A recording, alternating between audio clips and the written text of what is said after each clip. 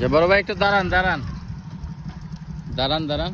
আচ্ছা, আপনার হচ্ছে যে সমস্যাটা হচ্ছে ধরেন কন্ট্রোল ক্লাসের ব্যবহারটা কখন কন্ট্রোল ঠিক করতে, তাই না? গিয়ার এক্সচেঞ্জ, ব্রেক করার সময়, আর হচ্ছে কন্ট্রোল ঠিক করার জন্য। কন্ট্রোল কখন ঠিক করার জন্য? আপনি যখন হচ্ছে বাইকটা টান দিচ্ছেন, ওই যে পিক আপ বাড়ায় আবার কমে যায় না, তখন কিন্তু ব্যালেন্সটা এলোমেলো হয়ে যায়, খেয়াল করছেন? হয়ে যায় না? ওই মুহূর্তে ক্লাচ ধরলে ওই যে একটা টাইট বা আটকে আটকে আসে, ওই জিনিসটা হবে না।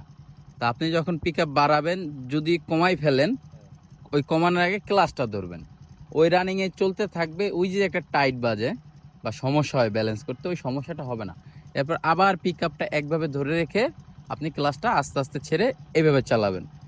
এবার একটু এইভাবে প্র্যাকটিস করেন, হ্যাঁ? এই যে আপনার এই সমস্যাটা ঠিক হয়ে যাবে। ঠিক আছে? আচ্ছা, তাহলে গাড়ি করে চালান। গাড়ি আপনি বাম পাশ দিয়ে জায়গা আছে, বাম পাশ দিয়ে চলে যান। আপনার চোখ দেখতেছে না যে বাম পাশ দিয়ে জায়গা আছে?